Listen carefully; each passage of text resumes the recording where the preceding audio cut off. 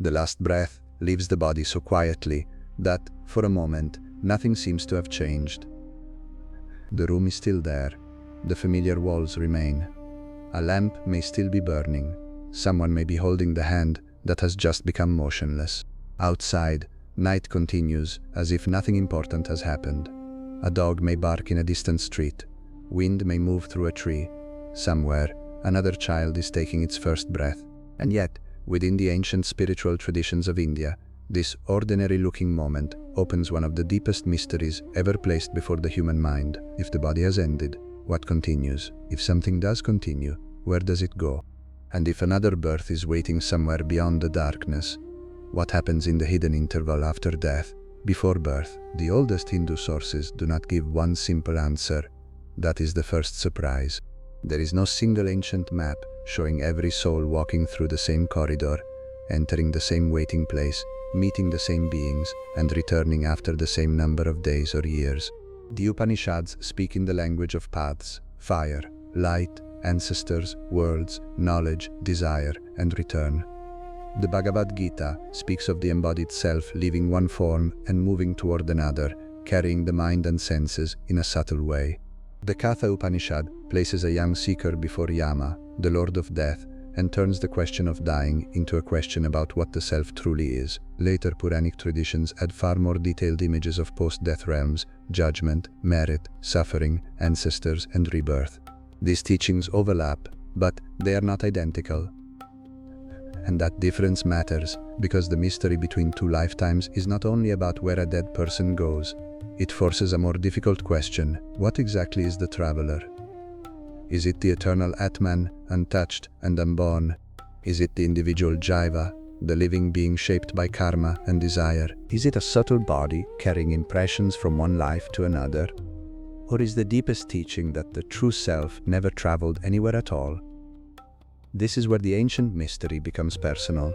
Perhaps you have looked at your own life and wondered why certain fears appeared before you had words for them, why some places feel strangely familiar, why two people can be born into the same house yet seem to carry entirely different inner worlds, why one person is drawn toward silence, another toward power, another toward devotion, another toward conflict, why certain attachments feel older than the circumstances that created them. Hindu traditions often explain such differences through karma, samskara, and rebirth. Samskara means an impression left upon the mind by experience and action. Like a line pressed into wet earth, an impression may remain after the moment that created it has passed. Repeated impressions form tendencies. Tendencies influence desire. Desire shapes action. Action creates further consequence. But death introduces a disturbing problem. If the brain dies, where could such impressions remain? If memory belongs to the body, what crosses the boundary? And if nothing crosses, how could karma connect one life to another? The ancient texts do not avoid that problem. They approach it by distinguishing between the physical body and deeper layers of individual existence. Later Hindu philosophy would describe these layers in increasingly precise ways. But even in earlier teachings, a pattern appears. The visible body is not the whole person, and death is not necessarily the destruction of the principle that experiences embodiment. Imagine a river entering a dark cave beneath a mountain. From one side, you watch the water disappear.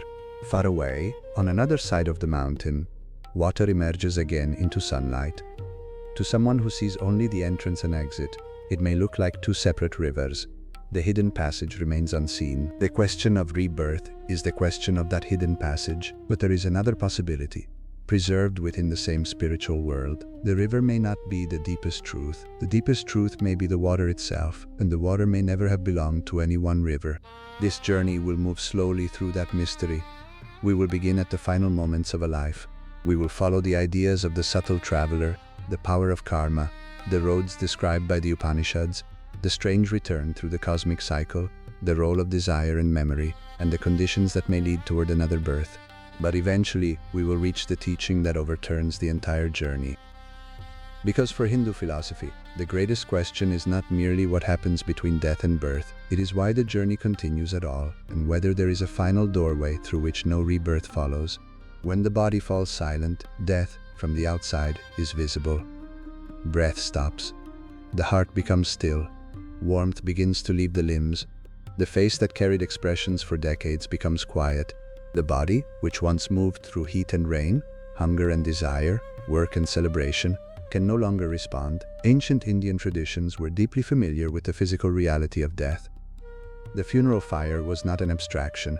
Cremation placed the truth of impermanence directly before the living.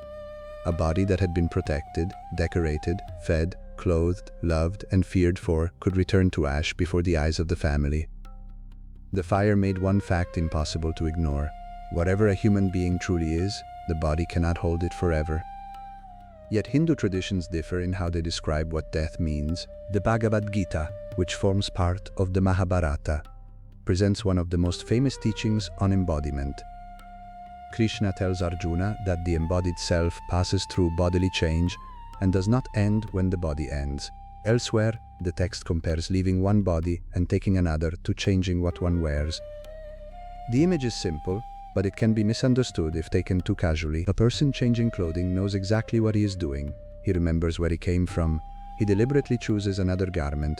Rebirth, according to most classical Hindu understandings, does not normally happen with that kind of clear, everyday awareness. The traveler is not usually imagined as standing outside the universe, calmly selecting a new body from a shelf. Instead, rebirth is shaped by forces already moving within the being.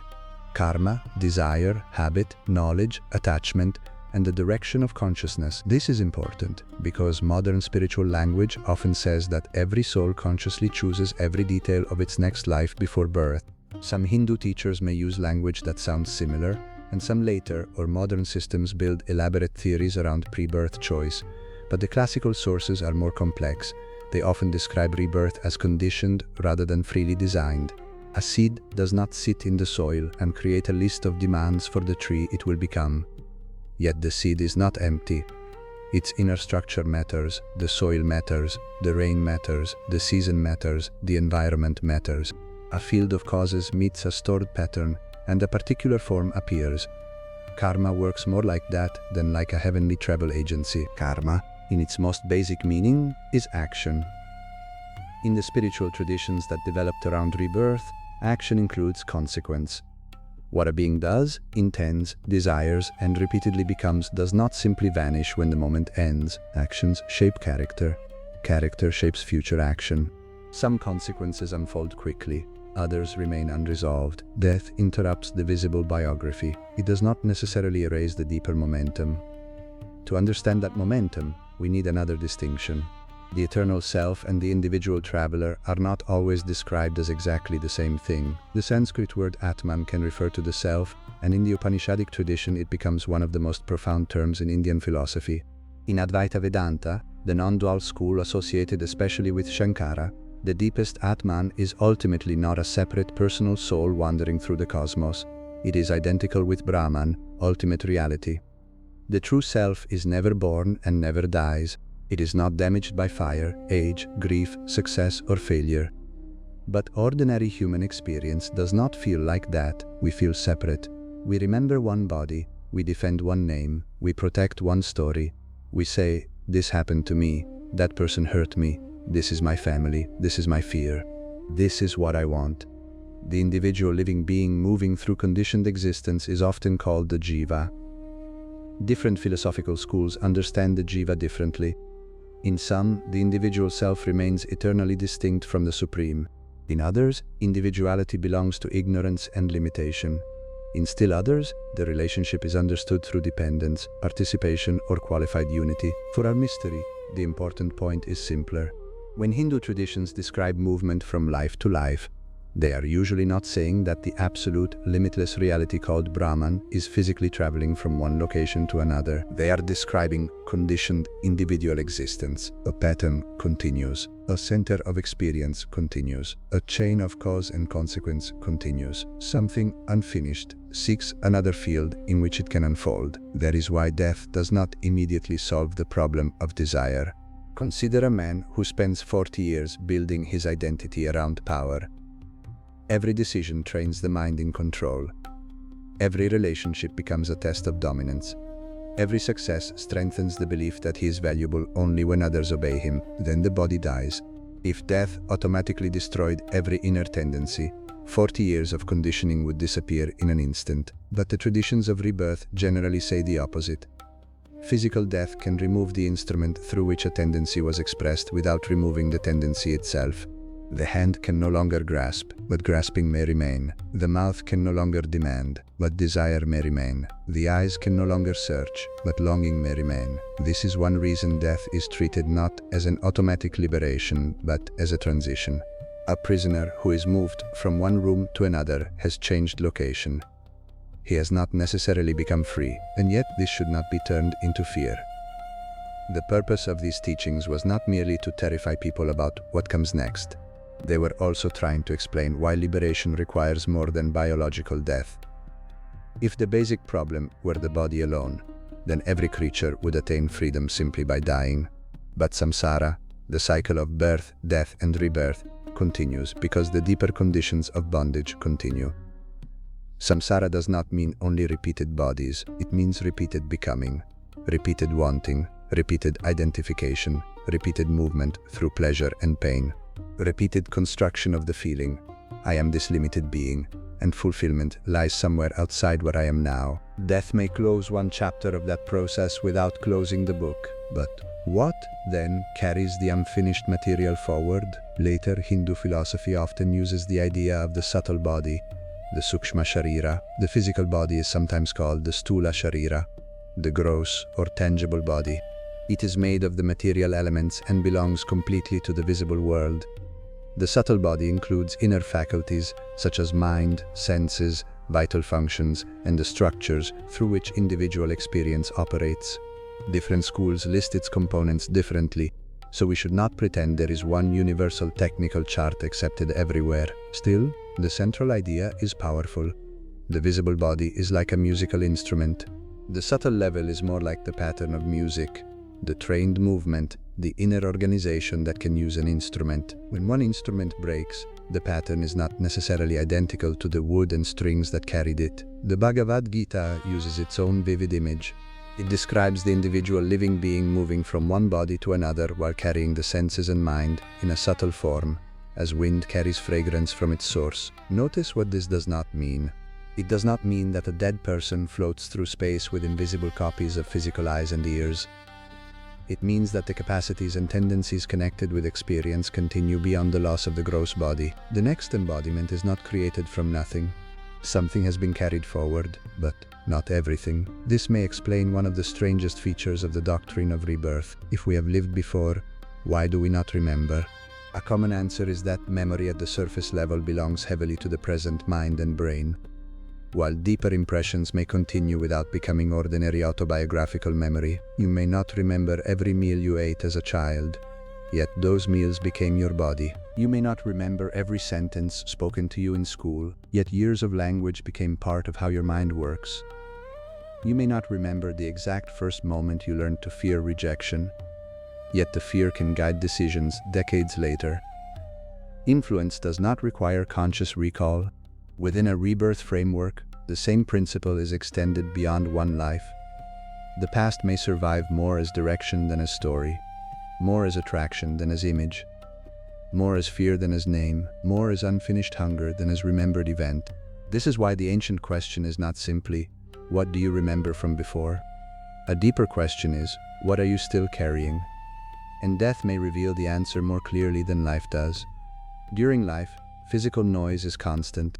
Hunger, work, family, status, sensation, possession, illness, entertainment, and routine keep consciousness tied to the outer field.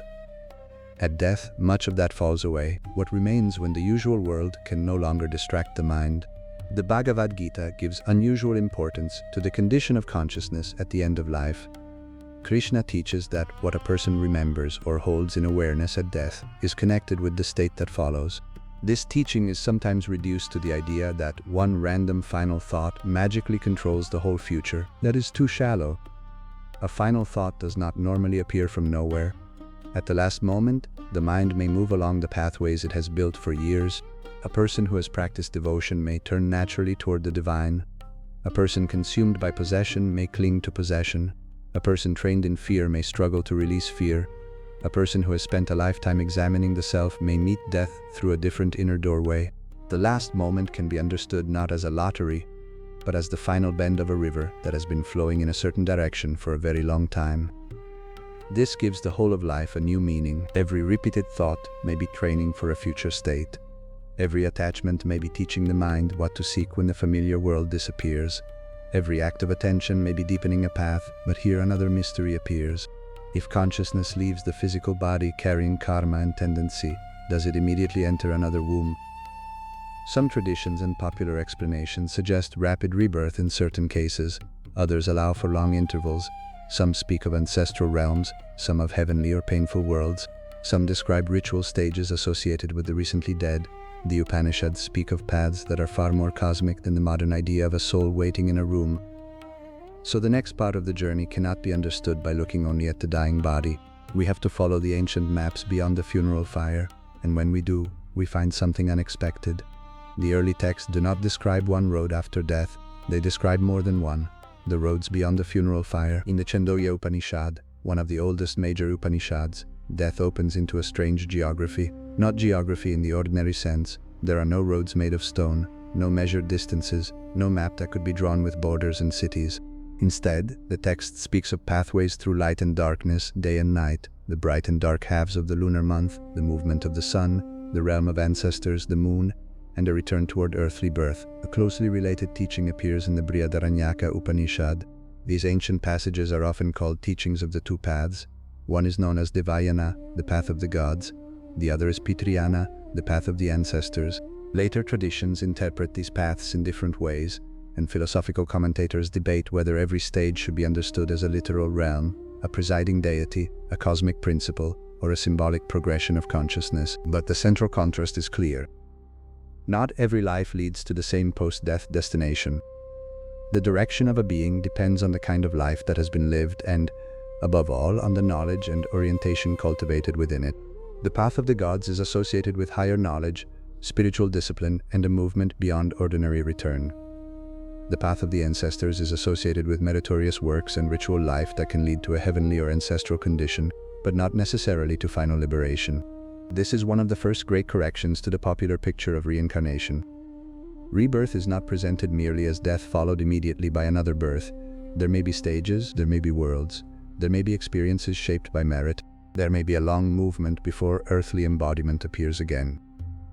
And there is an even deeper correction. A pleasant afterlife is not the same as moksha. This distinction is essential. In many Hindu traditions, heaven is not necessarily eternal. A being may reach a refined world through good action and enjoy the fruit of that action. But when the force of that accumulated merit is exhausted, the being can return to the cycle of birth. Imagine someone who has earned enough wealth to stay for years in a magnificent palace. The palace may be real. The comfort may be extraordinary. The stay may be deserved. But if the wealth is finite, the residence is not freedom. It is an extended visit. This is how many classical teachings distinguish svarga, a heavenly condition, from moksha, liberation from samsara itself. A beautiful world can still belong to the wheel. The ancient texts sometimes use the moon as part of the ancestral route. In the Chandogya teaching, those who follow the path connected with meritorious action reach the moon, remain according to the fruit of their deeds, and eventually descend again. The descent is described through a remarkable sequence. From the subtle realm, there is a movement towards space, air, rain, earth, food, and finally human generation. To a modern listener, this may sound strange. The soul becomes rain, then grain, then food, then enters a future body. The passage should not be forced into the language of modern biology. It belongs to an ancient sacrificial and cosmological worldview in which the universe is understood as a chain of offerings and transformations. The Chandogya Upanishad develops a teaching sometimes called the doctrine of the five fires.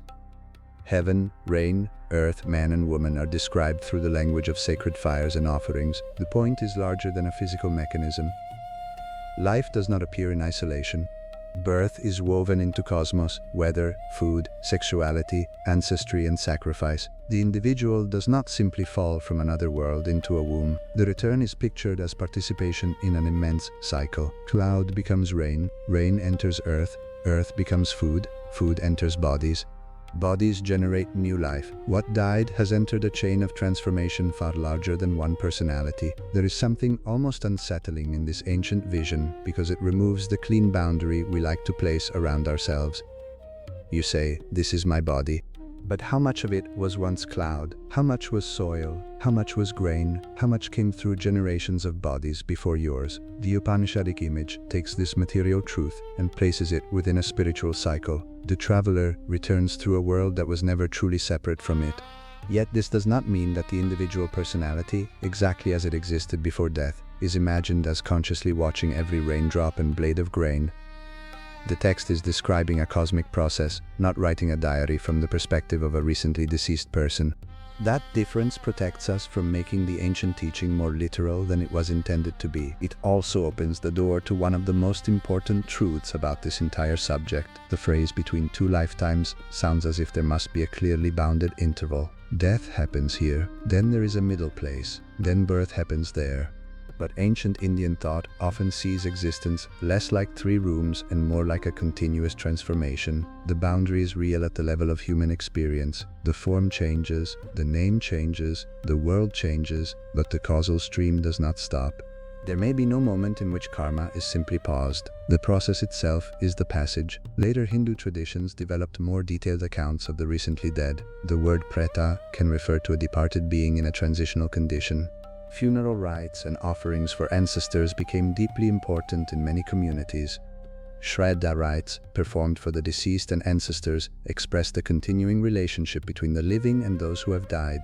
But it is important not to take one later ritual tradition and project every detail backward into the earliest Vedic texts. Hinduism is not one book written at one time. It is a vast family of texts, practices, philosophical schools, regional traditions, temple cultures, household rituals, devotional movements, and inherited customs that developed across centuries. The Rig Veda contains hymns that speak of the dead and the ancestors in ways different from later Upanishadic philosophy. The Upanishads turn inward and ask what the self is. The Mahabharata contains many layers of ethical, mythic, devotional, and philosophical reflection. The Bhagavad Gita presents rebirth within a teaching about action, knowledge, devotion, yoga, and liberation. The Puranas create richly populated sacred universes with divine realms, hellish regions, cosmic cycles, genealogies, and stories. Later Vedanta schools interpret all of these through distinct philosophical commitments. When someone says, "Hindu scripture says exactly what happens after death," the honest response must be more careful. Which scripture? Which period? Which school? Which type of teaching? The mystery becomes more powerful, not less, when we allow those differences to remain, because across the differences, certain patterns continue appearing. The physical body is not treated as the whole of identity. Actions have consequences beyond the visible moment. Desire and knowledge affect destiny. Death is not always the final end. Heavenly experience is not identical with liberation. And rebirth continues while the causes of rebirth remain. The paths of the gods and ancestors add another idea. Consciousness has direction. A life does not merely accumulate events. It creates orientation. Imagine two people standing on the same riverbank at sunset. One has spent years learning the currents and stars. The other has spent years gathering objects from the shore. When night comes and both must travel, they do not possess the same preparation. The ancient text suggests something similar about death. Knowledge matters, habit matters. What the mind has worshipped matters. What the heart has trained itself to seek matters. This is why the final moment cannot be separated from the life that produced it. In the Katha Upanishad, this question is brought to life through one of the most memorable stories in Indian spiritual literature.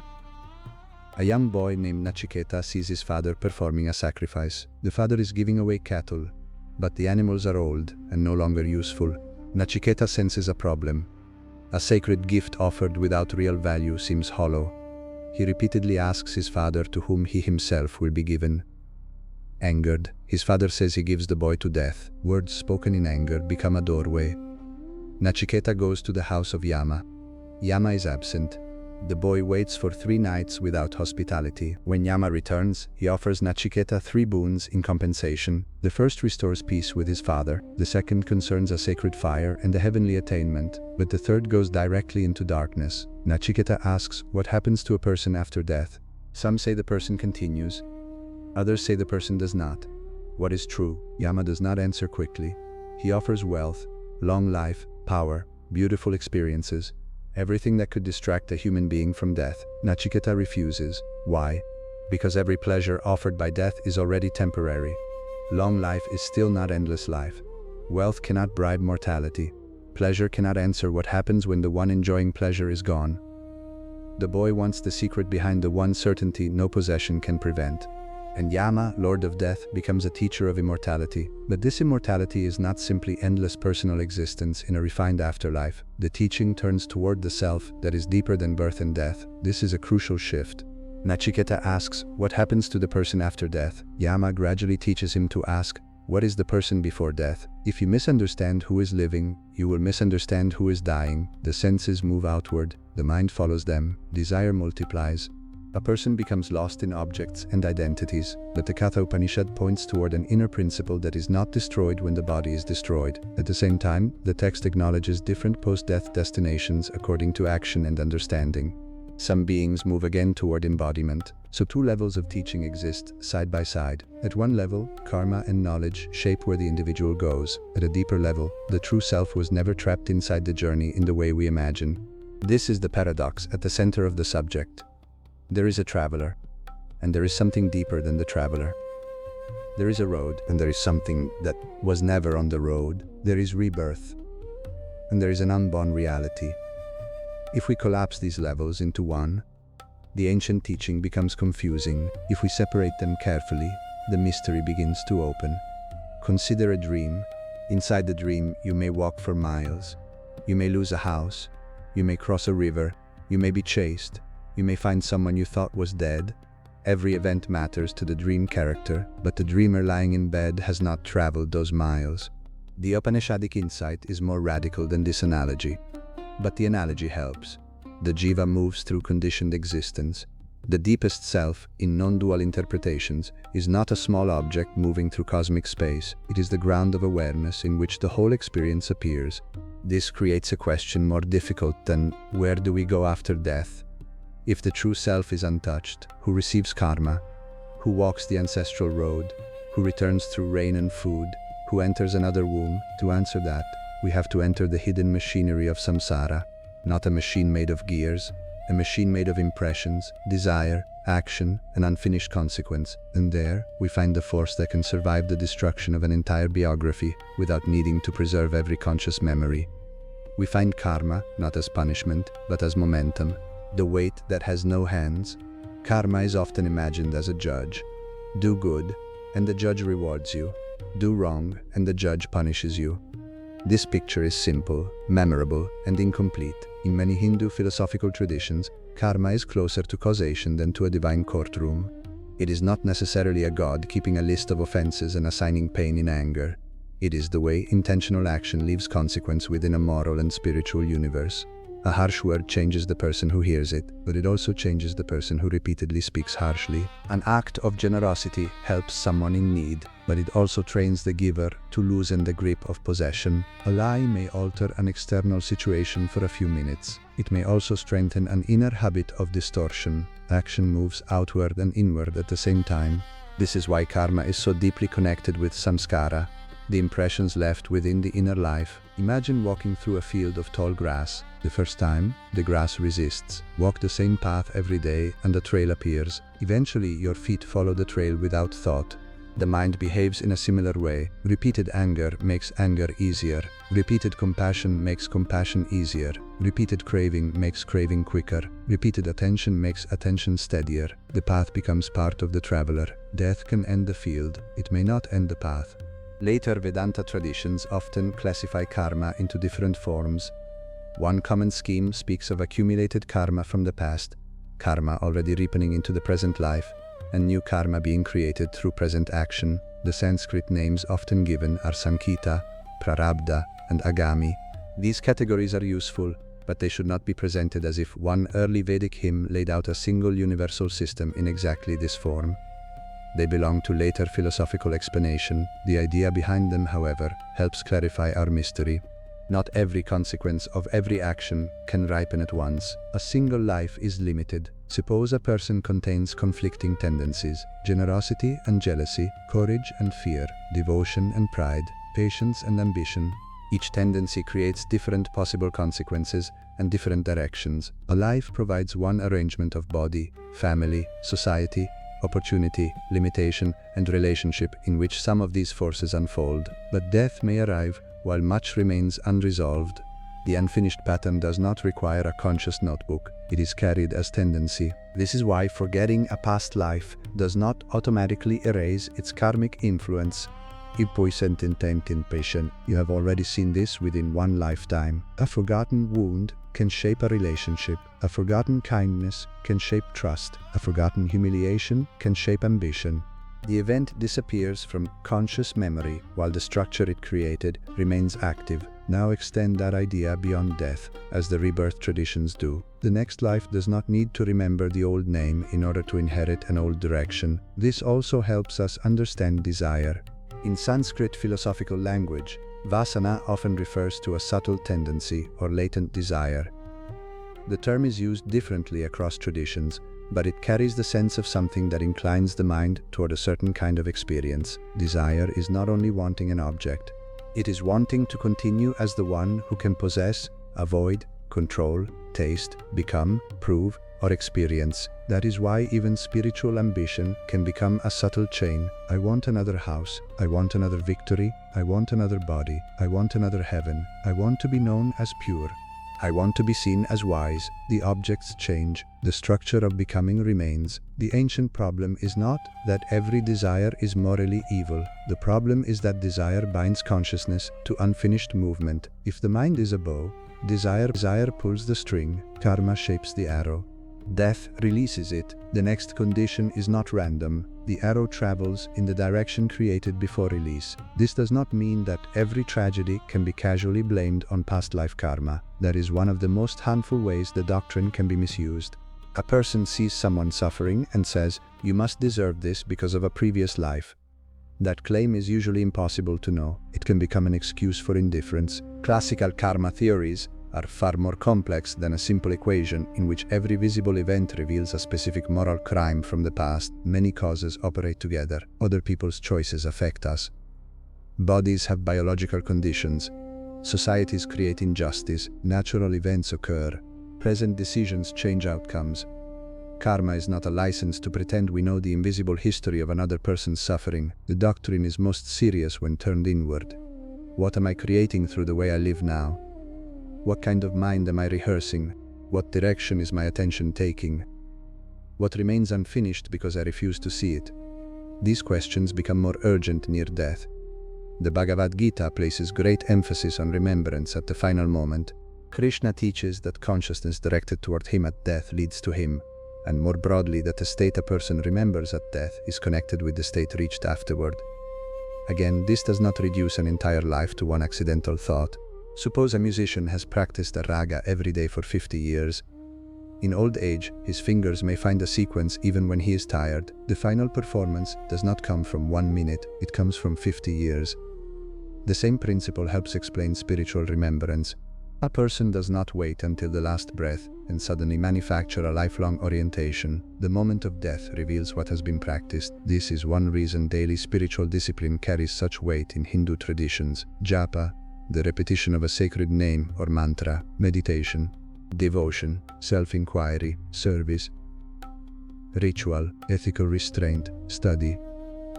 These practices are not merely religious decoration placed around an ordinary life. They reshape attention, and if attention helps shape the final movement of consciousness, practice becomes preparation for dying.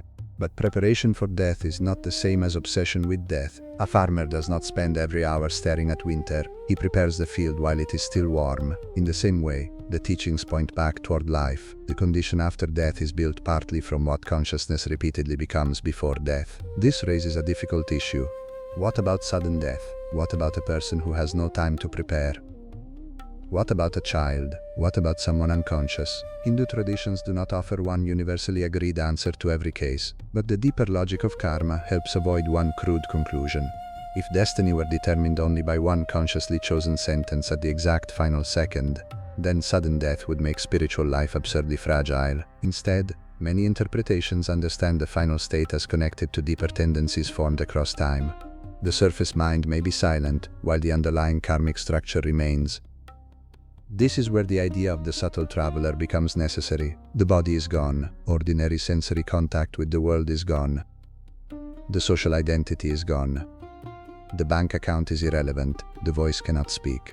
The hands cannot hold, but the direction of the being has not necessarily vanished. And here the interval between lives becomes stranger. Without a physical body, how could desire be experienced? Without eyes, what could be seen? Without a brain, what could be remembered? Different Hindu systems answer differently. Some later traditions describe subtle experience in other realms with remarkable detail. Some philosophical schools explain experience through the subtle body. Some devotional traditions focus less on the mechanics and more on the soul's relation to God. Some non-dual teachings regard the entire chain of subtle and gross embodiment as appearing within ignorance. We should resist pretending that one description settles the matter for all Hindu thought. Yet the common intuition is that embodiment has layers. The gross body is not the only possible vehicle of experience. Think of a dream again. In a dream, you may see without physical light entering your sleeping eyes. You may run while your legs remain still. You may hear a voice without sound vibrating through the room.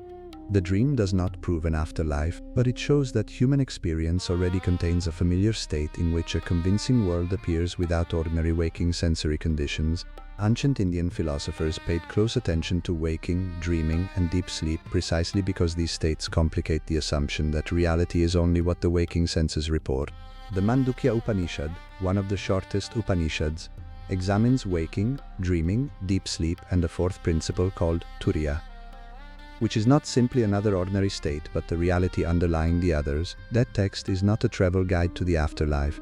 Still, its presence in the tradition reminds us that consciousness was studied through more than one mode of experience. The waking body does not have a monopoly on mystery. Now imagine the recently dead not as a ghost with transparent skin, but as a being whose physical interface has disappeared while subtler conditioning remains. The ordinary world is no longer available in the same way. The familiar objects of desire cannot be grasped. What happens to desire then? In some later Hindu depictions, this condition can become painful precisely because wanting remains while physical fulfillment is impossible. A person deeply attached to bodily pleasure may carry hunger without the body that once satisfied it. A person attached to a house may no longer control the house. A person obsessed with status may watch a name disappear from conversation. Whether such descriptions are taken literally, symbolically, ritually, or psychologically, they express a profound idea. Attachment hurts most when the object can no longer answer it. Death makes every possession unreachable, not eventually, immediately. The keys may still be on the table, the house may still exist, the clothes may still hang in the room, the phone may still contain messages, but the relationship of ownership has ended. This is why Hindu renunciant traditions often practice letting go before death forces it. Renunciation, in its deepest sense, is not hatred of the world. It is learning that contact is not possession, experience is not ownership, relationship is not control, the body itself is borrowed from time. If this understanding becomes deep enough, the final separation may meet less resistance, but resistance is only one part of karma. There is also merit. There are actions that refine consciousness, generosity, truthfulness, self-control, compassion, sacrifice, devotion, study, service. These can produce favorable consequences within the cycle. Some texts describe higher worlds reached through merit, but once again, the ancient teaching refuses to let us confuse improvement with freedom. A golden chain is still a chain if it holds consciousness to return. This is why the Upanishadic path of the ancestors is so important. It may involve reward, it may involve luminous experience, it may involve proximity to ancestors or refined worlds, and yet it leads back. The question is not only whether the journey after death is pleasant. The deeper question is whether the causes of another birth remain.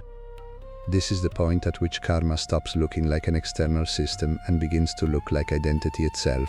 You do not merely carry karma, Much of what you call yourself may be the visible shape of karmic conditioning. Your reflexes, your attractions, your defensive patterns, your fears, your ambitions, your sense of what is possible, your sense of what must be avoided, your repeated stories about who you are. If these structures continue in some subtle form, then the next birth may begin long before conception. It begins wherever a tendency begins to seek its next field, and that leads us to the most mysterious part of the hidden interval. If a being is no longer in a physical body, yet not finally liberated, where is it? Does it wait? Does it dream? Does it encounter ancestors? Does it enter heaven or hell? Does time pass there as it passes here? To answer that, we have to leave the relatively spare language of the early Upanishads and carefully enter the richer worlds of later Hindu imagination. There we find many heavens, many hells, divine cities, ancestral regions, messengers of death, and temporary states of reward and correction.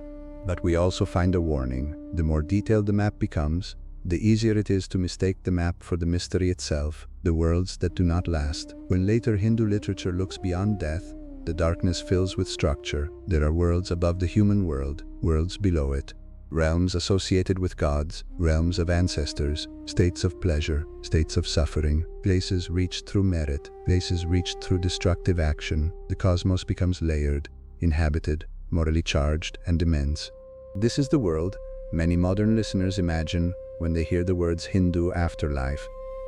But the details come from many different sources, and they do not always agree. The Puranas, composed and developed over long periods, often present far more elaborate cosmologies than the early Upanishads. Texts associated with Vaishnava, Shaiva, and other traditions organize the universe differently, emphasize different divine powers, and tell different stories about post-death destiny. The Garuda Purana is especially famous in popular discussions of death because portions of its tradition describe the journey of the deceased, funeral rites, Yama's realm, karmic consequences, and conditions that may precede rebirth. But even here, one must be careful. The text exists in different recensions, its layers developed over time, and not every popular claim circulating under its name can safely be treated as a direct ancient verse. So rather than constructing a false timetable, we can look at the deeper pattern. Later traditions often imagine death as revealing moral consequences, actions that seemed hidden become impossible to hide. Cruelty, deception, violence, greed, generosity, discipline, devotion, and care are no longer merely episodes in a social biography. They become forces shaping experience. Yama appears here in a role more familiar to popular imagination, Lord of Death, ruler associated with moral order, and in some traditions a judge before whom deeds are weighed. This is different in tone from the Katha Upanishad, where Yama is above all the teacher who leads Nachiketa toward the knowledge of the self. The same divine figure can carry multiple roles across Hindu literature. That is not a contradiction that must be erased. It is part of how a living tradition grows. A god can be cosmic ruler in one text, philosophical teacher in another, ritual presence somewhere else, and object of regional devotion in another setting. The afterlife stories surrounding Yama often express a simple moral insight in dramatic form. What we do matters even when society does not see it. A hidden action is not hidden from consequences. If someone builds a life on exploitation and escapes legal punishment, karma is not necessarily exhausted by that escape. If someone performs quiet acts of compassion without recognition, their value does not depend on applause. The moral universe is larger than public reputation. But then comes the complication that separates many Hindu cosmologies from the common idea of eternal heaven and hell. Post-death realms are often temporary. A being experiences the result of certain karma. The result is exhausted. Movement continues. This can apply to pleasant states and painful states. Svarga can be magnificent without being final. Naraka can be terrible without necessarily being eternal damnation. Different texts describe these realms differently, and theological traditions interpret them in different ways. But the recurring idea of temporary karmic experience changes the emotional structure of the afterlife. No condition within samsara is secure simply because it is beautiful. No condition within samsara defines the soul forever simply because it is painful. Everything produced by karma belongs to change. This is the law hidden beneath the imagery. A palace earned by merit has a beginning. A suffering produced by destructive action has a cause. When causes are exhausted or transformed, the state changes. The wheel turns. Now imagine a person who dies after a life of mixed action. This is almost everyone. Few human lives are made of pure virtue or pure cruelty. A person may have loved deeply and lied often, given generously and envied bitterly, prayed sincerely and acted selfishly, protected one person and harmed another. How does a complex moral life produce one simple destination? This is one reason the Hindu theory of karma becomes so intricate. Consequences may ripen at different times. One condition may allow certain tendencies to unfold, while others remain dormant. One birth may not settle every account. Samsara can stretch across countless lives, precisely because moral and psychological causation is not simple. The after-death interval, then, may be less like a final verdict and more like another phase of ripening. Some seeds open there. Others wait. Some attachments lose force. Others intensify. Some merit produces refined experience. Some harmful action produces painful consequence. But the deeper store of conditioning may remain larger than whatever one realm can exhaust. This brings us to the ancestors. The Sanskrit word pitri refers to the fathers or ancestors. Vedic religion placed real importance on the relationship between living descendants and the dead. Offerings, remembrance, and ritual continuity connected the household with those who came before. Later practices of shraddha and offerings such as pinda developed elaborate ritual forms for honoring and supporting the departed according to particular traditions. To a modern secular mind, such rites can appear to be only symbolic memorials. Within the traditional worldview, they can carry much more weight. The living and dead remain connected through dharma, lineage, memory, obligation, and ritual. The family is not only a collection of people alive at the same time, it is a river stretching backward and forward. You inherited a body you did not design, a language you did not invent, a name shaped by other lives. Food traditions, fears, stories, deaths, blessings, habits, religious forms. Even before introducing reincarnation, every human being is already carrying the dead. An ancestor may be gone, yet his decisions still shape the land a family owns. A grandmother's courage may shape how a child is raised decades later. A conflict may survive through generations in people who never met the person who began it. Ritual ancestor traditions place this continuity inside a sacred frame. The dead are not treated as irrelevant simply because the body has vanished. But does this mean your deceased relatives are permanently waiting together in one ancestral city until you arrive? The ancient sources do not justify such a simple universal claim. The Pitriyana teaching connects certain departed beings with the ancestral root and return. Later traditions describe Pitriloka, the world of ancestors, in various ways. Household rituals assume meaningful relationships with ancestors, but the philosophical systems also insist on ongoing karmic movement. The dead do not necessarily remain forever in the same post-death identity. That creates a haunting question. If rebirth occurs, what happens to the ancestor you remember? Suppose a man dies, his daughter performs rites for him for years. But suppose he has already moved toward another birth. Who receives the offering? Different traditions answer in different ways, often through subtle ideas about ritual connection, ancestral categories, divine mediation, and the continuing effect of offerings beyond our ordinary understanding of individual location. We do not need to force one answer here. The tension itself reveals something important.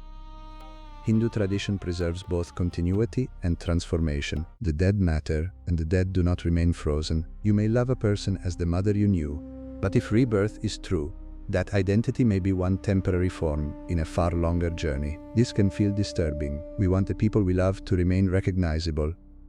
We want the dead father to stay father, the dead child to stay child, the dead friend to stay friend. Reincarnation offers continuity of existence, but it threatens continuity of role. The soul may continue. The relationship may change. This is where karmic relationship becomes one of the most emotionally powerful ideas in rebirth traditions. People sometimes speak loosely about karmic bonds, soul contracts, or souls choosing each other before birth. Hindu texts do support the broader idea that karmic causes can bring beings into repeated relationships. But highly detailed modern claims about signed pre-birth agreements should not be confused with a single classical doctrine. A more grounded interpretation is that unresolved tendencies create future encounters. If two lives become deeply entangled through attachment, harm, duty, love, death, or devotion, those karmic conditions may contribute to future circumstances, but the future role need not repeat the past role. A parent may not return as a parent, An enemy may not return as an enemy. The external arrangement can change while the deeper lesson remains unfinished. Think of two actors meeting across many plays. In one wears a crown and the other serves. In another, they are siblings. In another, strangers. In another, rivals. The costumes change. The emotional pattern may continue until something in the pattern changes. This is one way to understand why the memory of a past relationship may disappear while the karmic connection remains. Recognition can happen without explanation. Attraction can arise before trust is earned. Resistance can appear before obvious conflict. But we should remain careful. Not every strong feeling proves a past life. Human psychology in the present life is powerful enough to create immediate attraction, fear, projection, and familiarity. Rebirth should not become a lazy explanation for everything we do not understand. The ancient teaching is more demanding than that. It asks us to see the pattern, not to invent a fantasy. What repeats? What do you keep becoming? Which situations expose the same attachment under different names? Which desires never seem satisfied even when their objects change? These questions matter because the interval after death does not necessarily heal what life refuses to understand. A person can carry the same knot through a new world. Even a heavenly world may not untie it. Pleasure can temporarily quiet desire while secretly preserving its structure. Pain can punish without necessarily producing wisdom. Only understanding transforms the root. This is why Yama's role as teacher in the Katha Upanishad may be more important than Yama's later role as judge. Judgment can tell you what an action produced. Wisdom can show you why you keep producing it. And the deeper mystery of the interval between lives is not only what happens to you, it is what remains in you. Now we approach the point where the ancient journey turns inward again. Suppose the departed being experiences some subtle realm. Suppose merit is enjoyed, suppose painful karma repents, suppose ancestral connections are encountered. Eventually, if liberation has not occurred, the movement toward embodiment returns. But why this birth? Why this body? Why this family? Why this era? Why one set of limitations rather than another? And perhaps the most difficult question of all, does the soul choose? The answer found in classical Hindu thought is more subtle than the comforting modern idea that you personally selected every hardship before you arrived. To understand it, we must follow the movement back toward the womb. The descent toward another name. A human birth begins before a human name exists, before photographs, before language, before the child knows the difference between mother and sky, before the world says, "This is who you are." Within the rebirth traditions of India, however, the new life may already be carrying a history. This is where modern spiritual language often makes a claim that sounds comforting. Your soul chose your parents, your soul chose your body, your soul chose every hardship so it could learn a lesson. There may be modern Hindu or spiritual teachers who express rebirth in this way. There are also broader Indian ideas about karmic affinity, divine order, and the fitness of a birth for particular tendencies. But the classical traditions do not give us permission to say that every person consciously selected every detail of suffering before birth. The ancient picture is less simple. A new embodiment arises through karma, desire, circumstance, cosmic order, and the conditions suitable for particular tendencies to ripen. There can be agency within that process. There can also be compulsion. A person who is free does not have to return. That fact alone tells us something. If rebirth were always a completely free and fully informed choice, liberation from rebirth would not carry the same meaning. Samsara is called bondage because beings are driven by causes they do not fully understand. The chain is not necessarily forced upon them by an external jailer. The chain can be made from their own attachments. Imagine falling asleep while thinking intensely about an unfinished problem. The dream that follows may be shaped by that concern. You did not sit outside the dream and design every street. You did not consciously choose every face. Yet the dream did not arise without connection to your mind. Karmic rebirth can be approached in a similar way. The next life may fit the unresolved structure without being consciously planned detail by detail.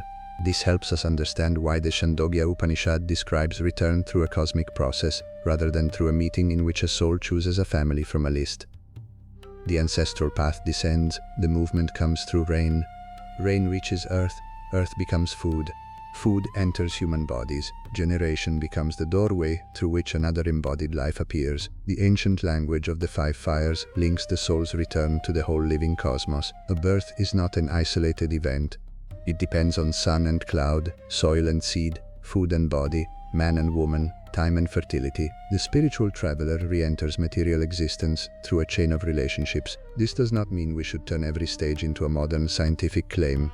The Upanishad is not describing genetics, it is giving a sacred cosmology of return. But beneath the old imagery is a remarkable insight. To be born is to become entangled again with matter. The subtle becomes embodied. Possibility becomes limitation. A vast karmic history becomes compressed into one nervous system, one face, one family, one place, one period of history. Think about the violence of that narrowing. If the jiva has passed through many forms, then birth is not only arrival, it is forgetting. One sky closes so that one room can become the whole world. A newborn does not speak of ancestral paths. It cries for warmth, it searches for milk. It recognizes touch before philosophy. The entire mystery of previous lives disappears behind immediate sensation. And yet some Hindu texts imagine that the forgetting is not complete until very near birth. A later minor text, known as the Garbha Upanishad, contains a striking description of the fetus. It presents the unborn child as becoming aware of previous births and of good and harmful actions. Near birth, however, this memory is lost under the power of Maya, the force of appearance and forgetfulness. The Bhagavata Purana, a later devotional Purana, also contains a dramatic account in which the being in the womb remembers previous existence and turns toward the divine, only for worldly consciousness to cover that clarity after birth. These are not teachings found in exactly this form across all Hindu scripture. They belong to particular later texts, but the image they preserve is unforgettable. Before birth, memory. At birth, forgetting. What could such an image mean?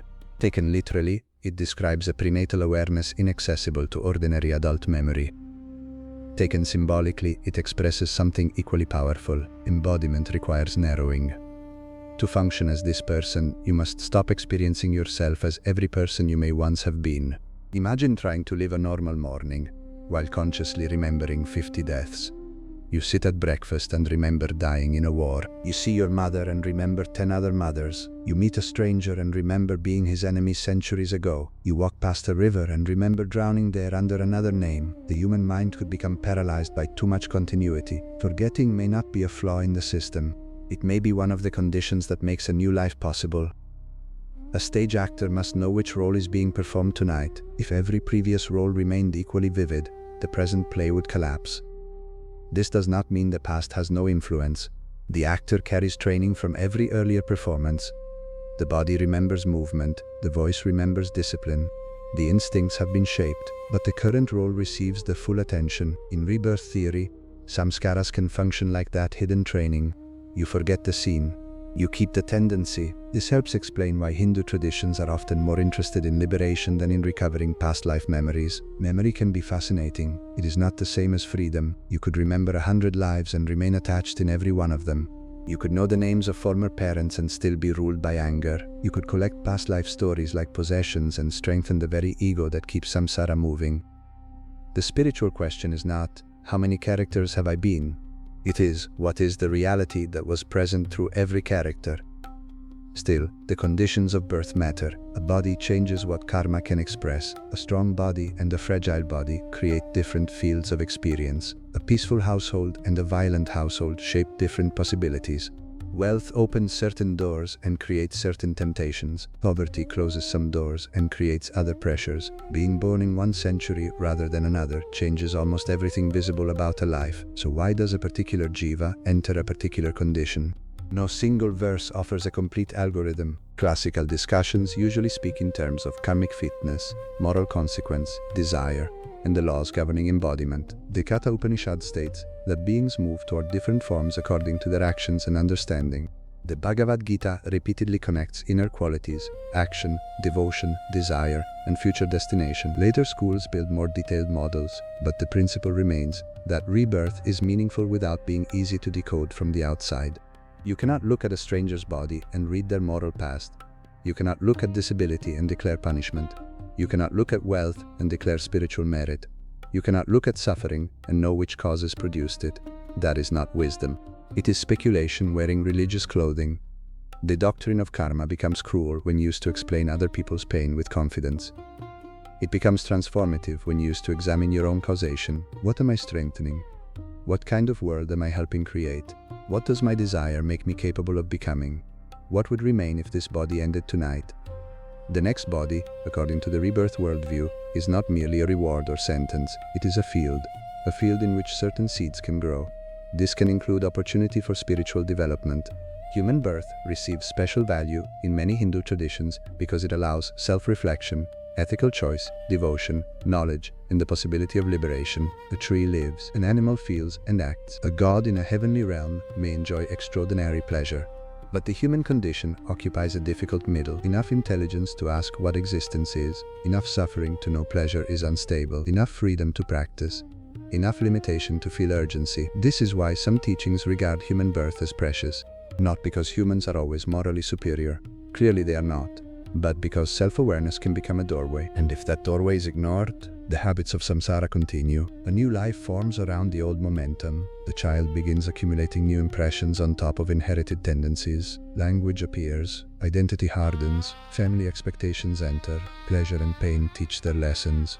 Desire discovers new objects. The hidden past becomes almost impossible to separate from the visible present. Then one day, perhaps decades later, the same being stands before another death. The wheel has turned once more. But before we move toward liberation, there is still an unresolved question. How long does all this take? If someone dies tonight, could rebirth happen tomorrow? Could it take years, centuries? Does time even mean the same thing in a non-physical state? People often speak with great confidence about fixed numbers of days, months, or years between lives. Hindu traditions do preserve ritual periods after death, and some texts describe sequences of post-death events, but there is no single universally binding Hindu timetable for every being. The interval can depend on the tradition being followed and the destination being described. If a being reaches a heavenly realm to experience the fruit of merit, the stay can be long in human terms. If rebirth follows another route, the interval may be imagined differently. If liberation occurs, there is no return to measure, and Hindu cosmology regularly uses scales of time so vast that ordinary human chronology becomes almost meaningless. This is one reason the question, how many years are there between two lives, may be based on an assumption the tradition does not share. Years belong to the movement of Earth around the Sun. A soul in a subtle state is not necessarily carrying a wristwatch. Dreaming already gives us a small analogy. A few minutes of sleep can contain a dream that feels much longer. A long night can vanish from awareness. Deep sleep contains no ordinary sense of duration at all. Again, this does not prove anything about death.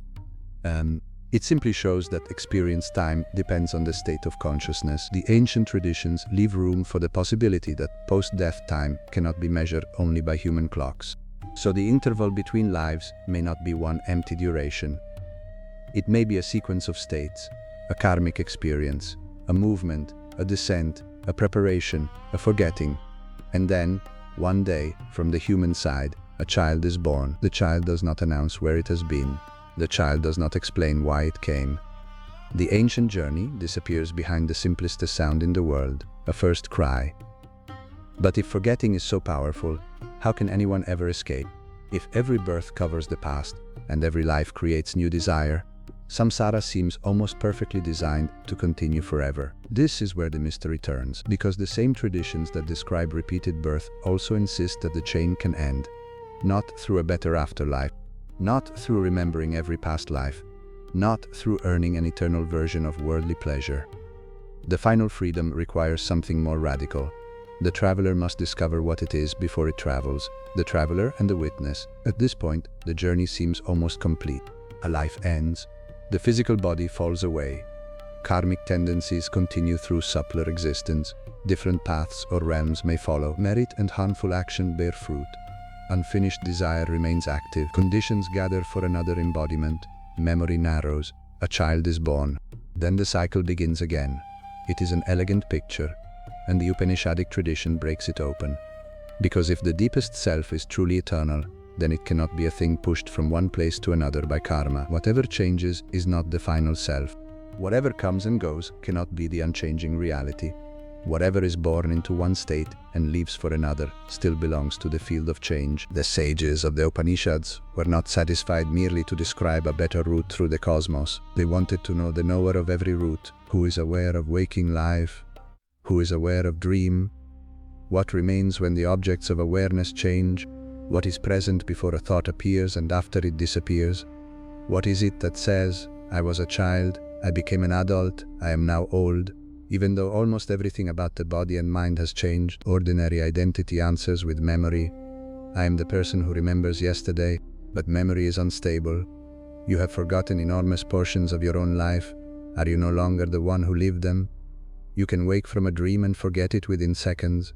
Was there no dreamer? In deep sleep, ordinary self-story disappears almost completely. Yet on waking, you say, I slept. The Upanishadic investigation uses such questions to lead beyond biography. This is where Atman becomes more than the popular English word soul. When people hear soul, they often imagine an invisible person inside the visible person, a transparent version of you. Same personality, same memories, same preferences, just without the physical body. Some Hindu traditions do preserve a strong sense of enduring individual selfhood. But the Upanishadic word Atman can point much deeper than a subtle duplicate of the personality. In Advaita Vedanta, Atman is pure consciousness, identical with Brahman. It is not your ego made immortal, it is the reality because of which the ego can appear at all. This is a dangerous idea for the part of us that wants reincarnation to preserve our current identity forever. We may say we believe we are eternal. What we often mean is that we want this particular version of ourselves to continue, this name, these relationships, these memories, this taste, this history, but samsara does not promise that. Rebirth can preserve continuity while destroying almost everything the current ego considers essential. The next body may not speak your language. The next family may never hear your current name. The next personality may not care about the objects you spent your life collecting. If what you call me can disappear so completely, what is actually continuous? Classical Hindu schools answer this in different ways. Advaita says the deepest self is non-dual reality, while the jiva's individuality belongs to ignorance and limiting conditions. Vish ist Advaita, associated with Ramanuja, affirms the reality of individual souls while understanding them as inseparably dependent on Brahman. Identified with the personal supreme, Dvaita, associated with Madhva, strongly maintains a real distinction between individual souls and God. Other Vedantic and devotional traditions offer further understandings. So it would be wrong to say all Hindu philosophy agrees that individuality is ultimately unreal. It does not, but nearly all major liberation traditions agree on something else. The ordinary ego is not the final measure of who you are. Your social identity is temporary. Your body is temporary. Your possessions are temporary. Your current circumstances are temporary, and confusing the temporary with the ultimate keeps consciousness bound. This brings us back to the hidden interval. Who travels between two lifetimes?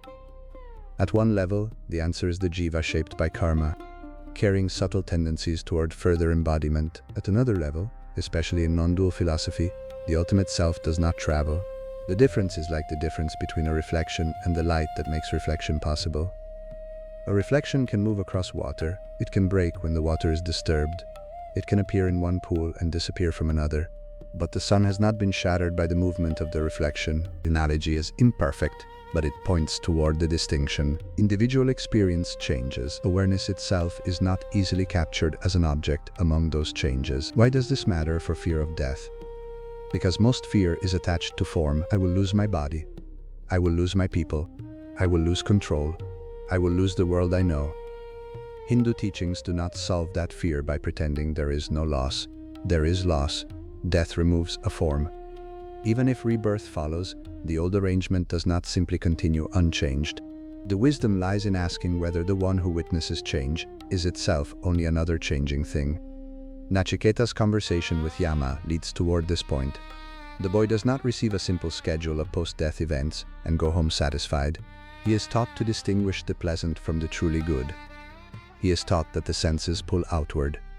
He is taught that the self is subtle and difficult to know. Death becomes a doorway into metaphysics because the only complete answer to death requires understanding life at its root.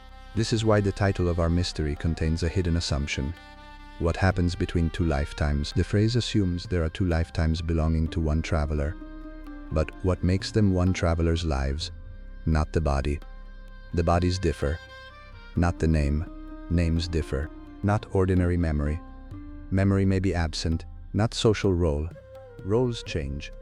The continuity must be deeper. Karma provides causal continuity. Samskara provides psychological continuity. The Jiva provides continuity of individual embodiment in many schools. Atman provides the deepest principle of identity, though schools disagree on how that self relates to individuality and Brahman. This layered answer is less simple than saying your soul floats through a tunnel and waits. It is also far more interesting, because it means the space between lives is not only somewhere you may go, it is a test of what you mean by you. Suppose every memory were removed tonight, would you still exist? Suppose every preference changed. Suppose the body changed. Suppose the language changed. Suppose everyone around you called you by another name. At what point would you say the original person is gone? Rebirth pushes this thought experiment to its limit. The doctrine says continuity can survive radical discontinuity. Something can be connected without looking the same. A flame lights another lamp. The second flame is not numerically identical in a crude material sense to the first. Yet there is causal continuity. A melody is played on another instrument. The sound changes, the wood changes, the musician may even change. Yet a pattern continues. Again, no metaphor is perfect. The mystery is precisely that personal continuity across death is difficult to describe in ordinary categories. Ancient Indian philosophy developed subtle concepts because everyday language was not enough. But there is another reason the distinction between traveler and witness matters. Karma can bind only what is identified with action and consequence. If the deepest self is truly beyond action in the Advaitic sense, then liberation requires knowledge, not new travel, not a perfect heavenly destination, knowledge. The recognition that the one who thought itself trapped inside the wheel misunderstood its own nature. Other Hindu schools frame liberation differently. For devotional traditions, freedom may be inseparable from grace, surrender, and loving relation to the Supreme. For some, the liberated soul retains individuality and dwells in relation with God. For others, liberation is realization of non-duality. For yoga and Samkhya-influenced systems, freedom involves disentangling pure consciousness from material nature and its changing processes.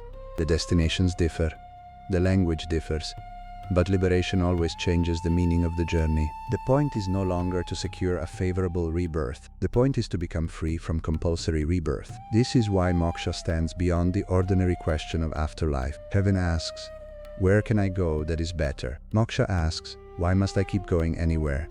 Rebirth asks, what will I become next? Moksha asks, what am I before becoming? Karma asks, what consequence follows action?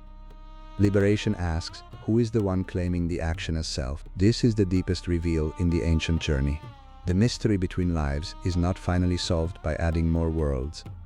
You could describe 1,000 heavens and still not answer why consciousness remains bound to movement. You could map every ancestral realm and still not know the self. You could recover memories of 20 births and still be terrified of the 21st death. The real turning point comes when the traveler looks back toward the source of traveling.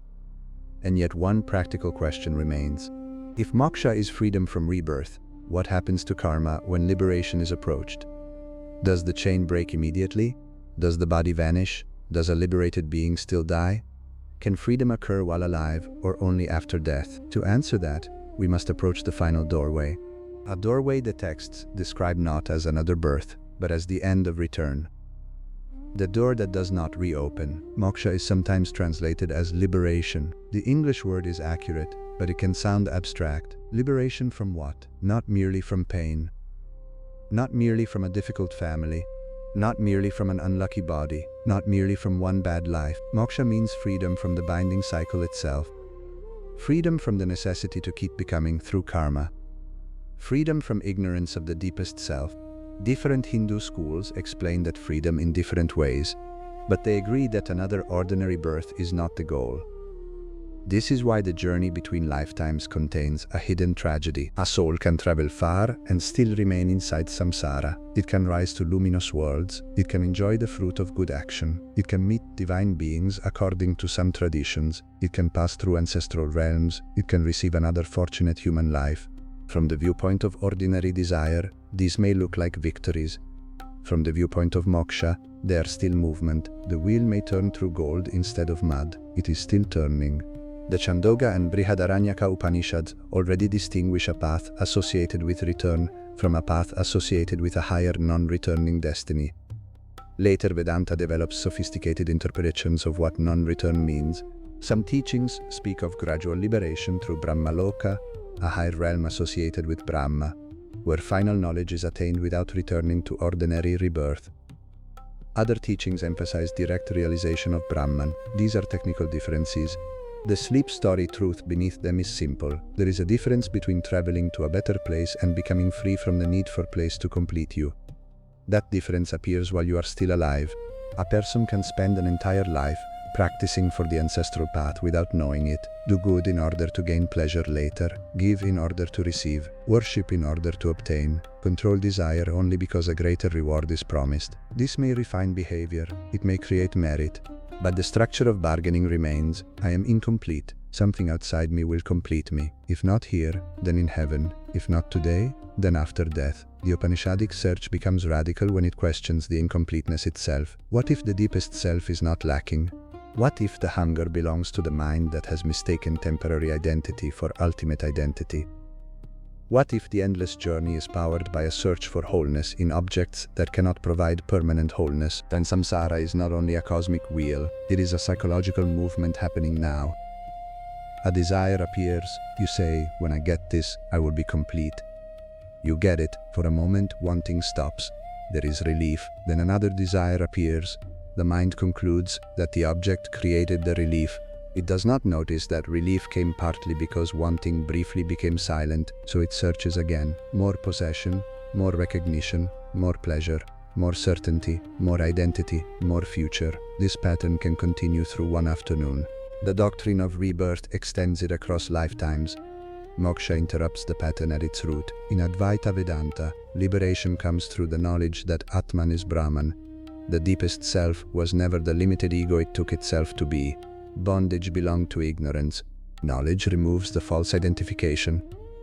This does not mean that an enlightened person's physical body instantly disappears. Advaita traditions speak of Jivan Mukti, liberation while living. A Jivan Mukta is one who is free while the body continues. The body still ages. Hunger can appear. Illness can occur. Other people may still misunderstand. The world does not need to become perfect. The change is in identification. The self is no longer mistaken for the passing conditions. Later Advaita explanation often says that karma already producing the present body continues until the body's natural end, while the deeper bondage that would generate future compulsory embodiment has been destroyed through knowledge. Other schools describe freedom differently. In Vishishtadvaita, liberation is not the discovery that the individual soul was never distinct in any sense. The individual soul is real and eternally dependent upon the Supreme. Moksha is loving union in the sense of complete relation and service to God, without losing the soul's reality. Dvaita preserves an even stronger distinction between the individual soul and the Supreme. Liberation is blessed existence in relation to God, not identity with God. Bhakti traditions often place devotion, surrender, remembrance of the divine, and grace at the center. The Bhagavad Gita itself refuses to reduce the spiritual path to only one human capacity. It speaks of knowledge, action without attachment, meditation, devotion, surrender, remembrance. Krishna's teaching to Arjuna is given not in a monastery but on a battlefield, before action. That detail matters. Freedom is not always found by escaping life. It can be approached through a transformed relationship with action. Act without building identity around the fruit. Offer action. Remember the divine. See beyond the isolated ego. Train the mind. Know the difference between the changing body and the deeper self. The path is lived before it is died. This changes the meaning of the final breath. If someone has spent a lifetime loosening attachment, death is not the first moment of letting go. It is the last physical expression of a practice already underway. If someone has practiced devotion for decades, remembrance at death is not a desperate emergency technique. It is the deepest habit of the heart. If someone has investigated the self until identity is no longer confined to body and mind, bodily death may not carry the same metaphysical terror. This does not mean a spiritual practitioner cannot feel fear. The body has survival instincts. Pain is real. Separation is emotionally powerful. Even wise people can experience physical difficulty. The tradition is not asking us to perform a cold denial of human feeling. It is asking whether fear tells the whole truth. A wave may tremble at the shore because its form is ending. Water does not end. Again, different Hindu schools would interpret the deepest reality behind that image differently. But the image carries the Upanishadic intuition that form and essence are not the same. Now return to the person whose last breath opened our journey. The room is quiet, the body no longer responds. What happens next? We can now answer more carefully. According to the broad rebirth traditions of Hindu thought, biological death does not necessarily end the continuity of the individual being. The gross physical body is left behind. A subtler continuity associated with jiva, mind, tendencies, karma, and desire carries the momentum of conditioned existence. The exact description varies by text and school. Some early Upanishadic teachings speak of different cosmic paths after death. One path is associated with knowledge and non-return, another with meritorious action, ancestral or lunar realms, and eventual return. The return is pictured through a vast cycle of descent into earthly life.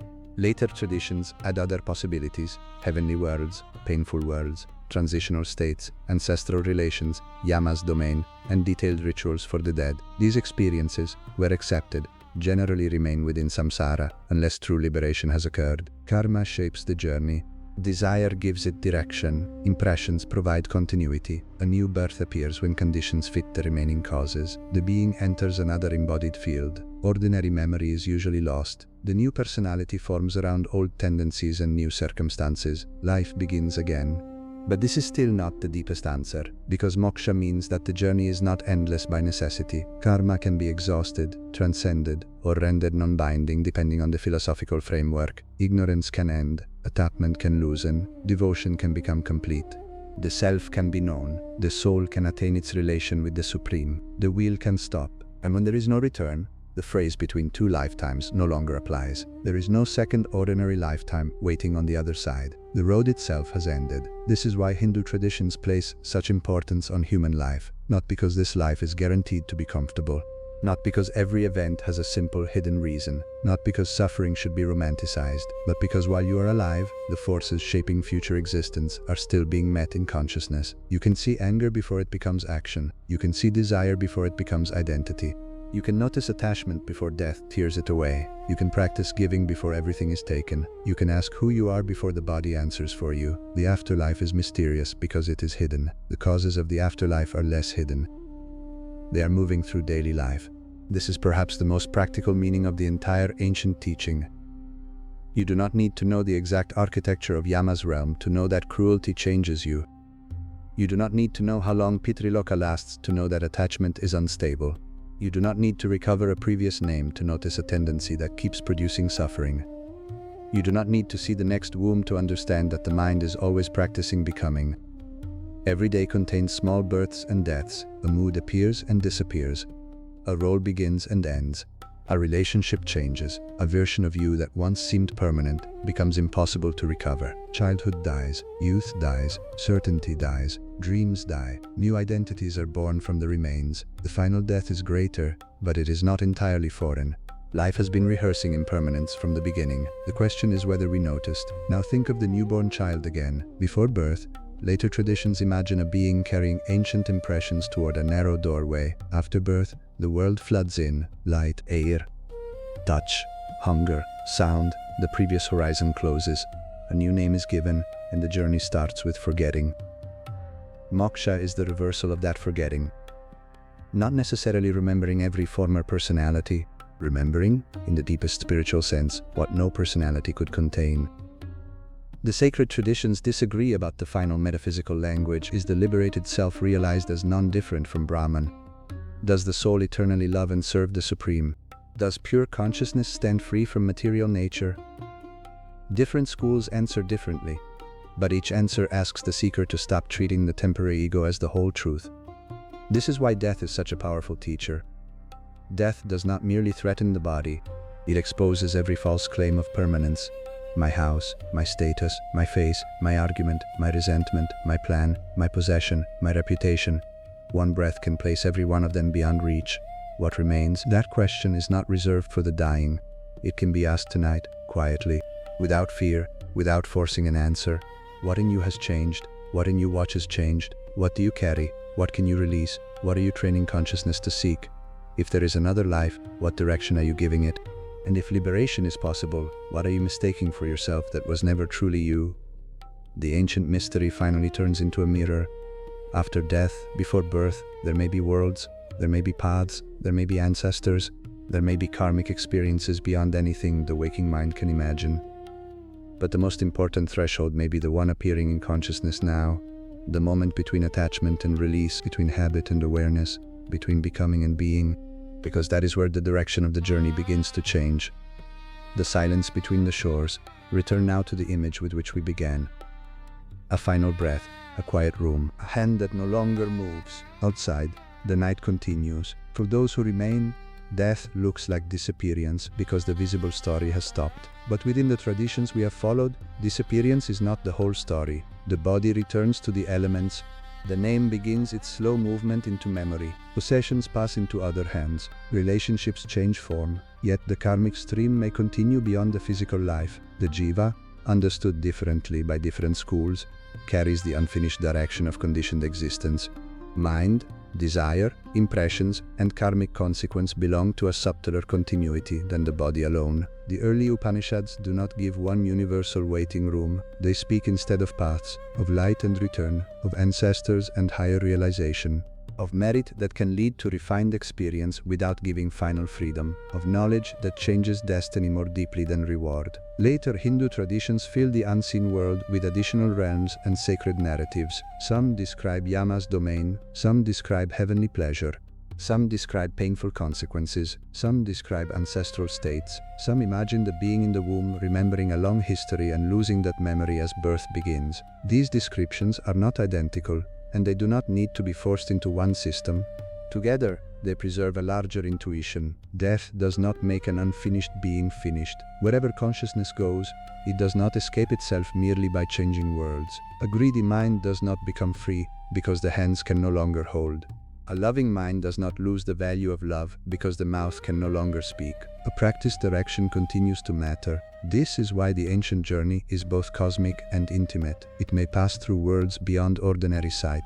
Yet it is being shaped in small moments that seem almost unimportant. The way you respond when no one is watching, the desires you feed every day, the resentments you rehearse, the attention you train, the truths you refuse to face, the compassion you practice without reward, the things you learn to release while release is still voluntary. These are not dramatic moments, but rivers are built from small currents, and by the time the river reaches the edge of the known world, it has already been flowing in a direction for a long time. So what happens between two lifetimes? The most accurate answer within the wide landscape of Hindu thought is not one simple scene.